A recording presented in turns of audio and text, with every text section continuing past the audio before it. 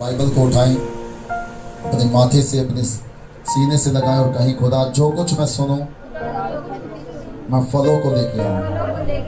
तेरा वचन मेरे लिए जीवित रहने का और मेरे सारे शरीर की चंगे रहने का कारण है। आज जो कुछ मैं सुनूंगा मैं फलों को लेके आऊंगा और मेरे फल बने रहेंगे और शैतान चुरा ना सकेगी।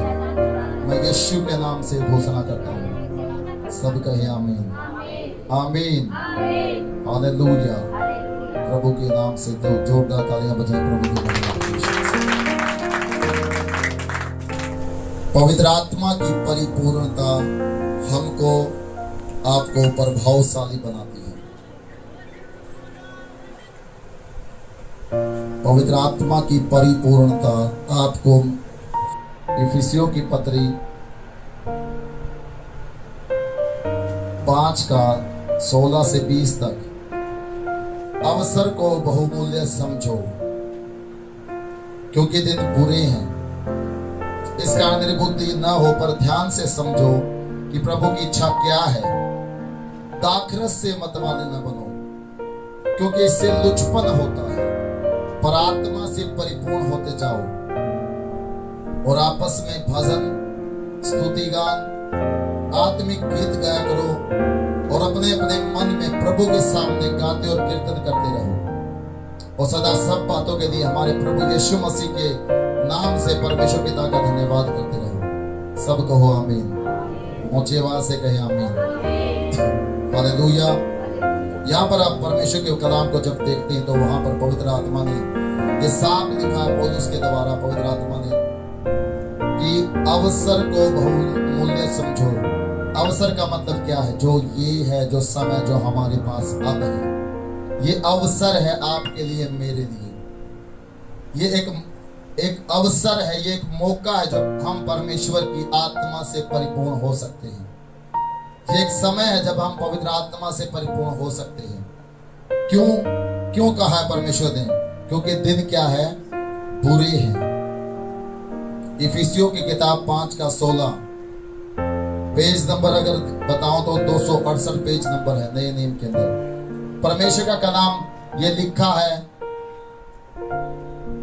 कि अवसर को बहुमूल्य समझो। परमेश्वर के इस समय को जो परमेश्वर ने आपको और मुझको दिया, इसको एक अवसर, एक मौका समझो और वो भी कीमती समझो। क्योंकि दिन क्या है? बुरे हैं।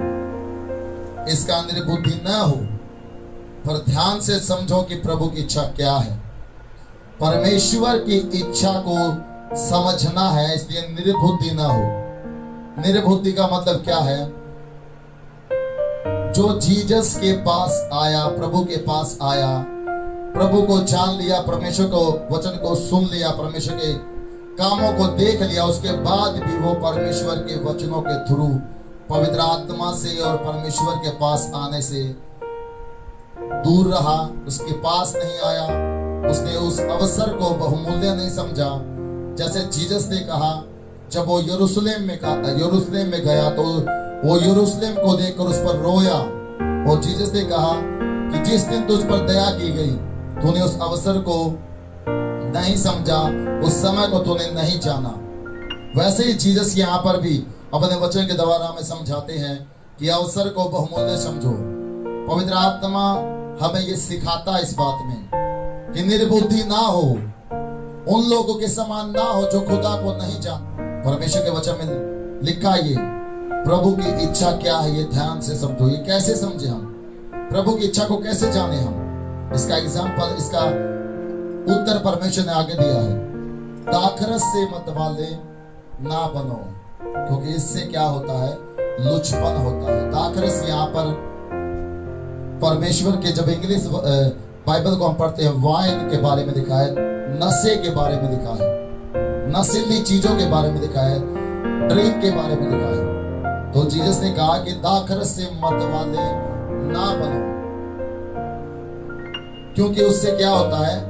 लुचपन होता है। पर आत्मा से परिपूर्ण होते जाओ।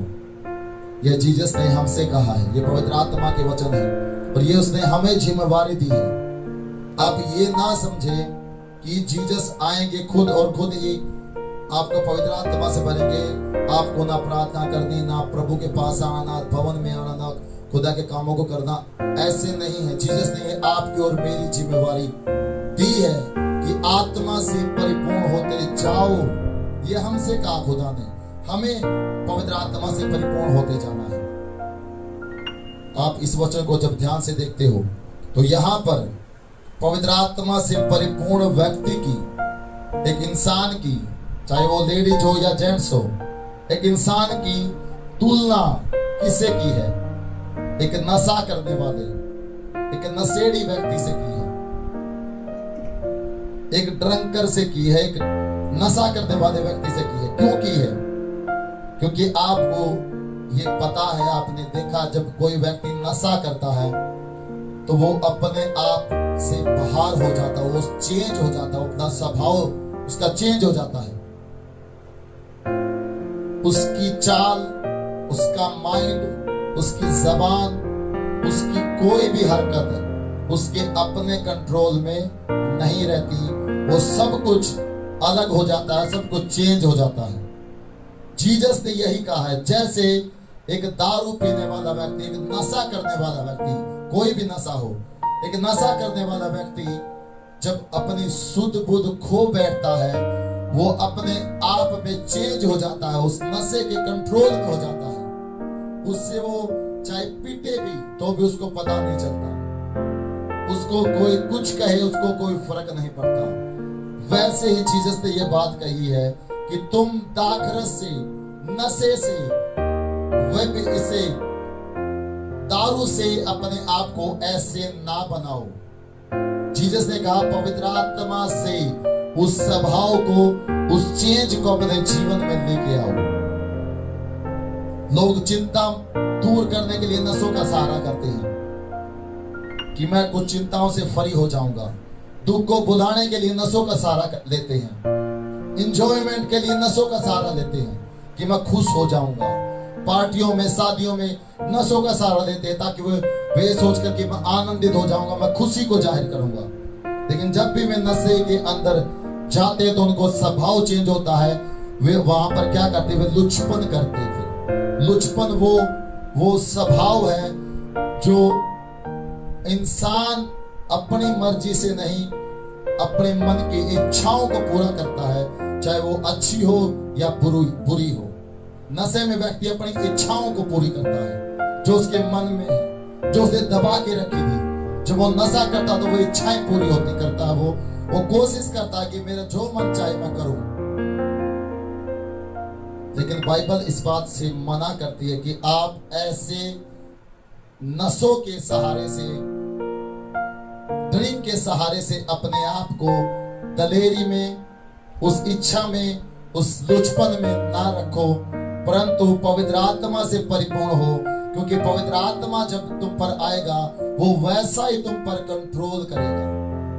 सब कहे आमीन। इसलिए जीसस ने एक नशे करने वाले व्यक्ति की तुलना एक पवित्र आत्मा से परिपूर्ण व्यक्ति के बराबर की है।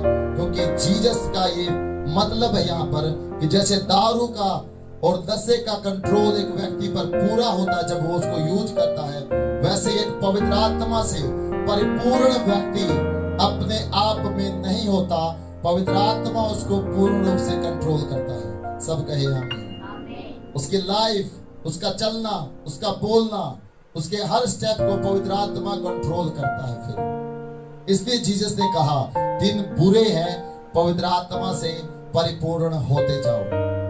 इस दिन बुरों में आप या मैं अपनी ताकत, अपनी समझ से, अपने ज्ञान से नहीं बच सकते। पवित्र आत्मा से हमें परिपूर्ण होना पड़ेगा ताकि हम इन बुरे दिनों में शैतान का, पाप का, हर एक ताकत का जो हमारे खिलाफ है, हम उसका सामना कर सकें। सब कहिए आमीन। इसलिए जीसस ने कहा पवित्र आत्मा से परिपूर्ण होते जाओ। ये हमारी जिम्मेवारी है, ये हमें समझना है कि हमें पवित्र आत्मा से परिपूर्ण होना है। कोई हील करे, ये पवित्र आत्मा से परिपूर्णता की निशानी नहीं है। कोई गैर भाषा बोले, ये पवित्र आत्मा के परिपूर्णता की निशानी नहीं है। बाइबल बताती है जब पवित्र आत्मा से परिपूर्ण होते हैं, जो बाइबल में यहां लिखा है, आप भजन गाओगे, स्तुति गान करोगे, आत्मिक गीत गाओगे, अपने मन में प्रभु के सामने, अपने मन में भी प्रभु के सामने गाते रहोगे, स्तुति करते रहोगे, तारीफ करते रहोगे, और हर सिचुएशन में सदा परमेश्वर का धन्यवाद करते रहोगे।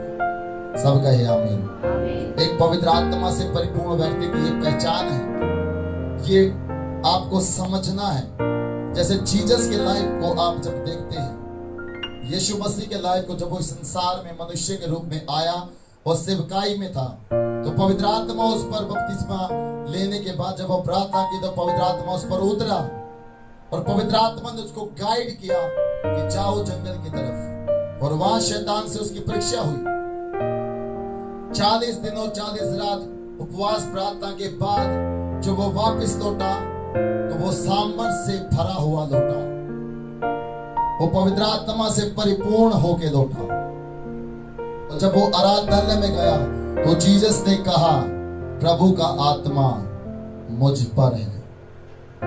सब कहे आमीन। जब जीसस का आत्मा से आप परिपूर्ण होते हैं, तो आप अपने जीवन में आपकी मर्जी खत्म होती है और पवित्र आत्मा आपको कंट्रोल करता है। आपका मन ना करे तो भी आप वो करते हो जो परमेश्वर चाहता कि आप करें। आपका मन चाहे ना करे तो भी परमेश्वर आपसे वही स्टेप, वही रास्तों में लेके जाता है जो आपके लिए परमेश्वर ने ठहराए। अगर आप पाप ना करें, अगर आप खुदा के साथ चलते रहे, अगर आप पवित्र आत्मा की परिपूर्णता में बढ़ते जाएं, ये उसकी बात है। Hallelujah, hallelujah. जब आप पवित्र आत्मा से परिपूर्ण होते हैं, तो आप वो कार्य करने लगते हैं जो आपकी समझ से, आपकी काबिलियत से, आपके गुण से वो कभी नहीं कर सकते। आप नॉर्मल जीवन से एक डिवाइन लाइफ में प्रवेश करते हैं, एक पवित्र आत्मा की एक अनॉइंटिंग के अंदर प्रवेश करते हैं, और आपके जीवन में हर दिन पवित्र आत्मा ये अनुभव कराता है कि तू मेरे साथ और मैं तुझको लेके चल रहा हूं। आमीन। जब आप पवित्र आत्मा से परिपूर्ण होते हैं, तो रास्ते अपने आप खुलते हैं, रास्ते अपने आप खुलते हैं। आप जहां भी जाते हैं, आप परमेश्वर के फेवर को देखते हैं। जहां भी जाते हैं, आप पवित्र आत्मा की ग्रेस को अपने ऊपर देखते हैं और महसूस करते हैं कि सचमुच खुदा मेरे साथ है। आप ये महसूस करते हैं, आपकी लाइफ चेंज होती है, आपका स्वभाव चेंज होता है, आप सदा आनंदित रहते हैं। क्योंकि स्तुति की आनंदित जो भजन है परमेश्वर के, कौन गा सकता है? जो आनंदित है। दुखी मन ये नहीं कर सकता, जो आनंदित होता है ये वही करता है। इसलिए पवित्र आत्मा जब आपके अंदर होगा, तो आप आनंदित रहेंगे, आप स्तुतियों में रहेंगे, आप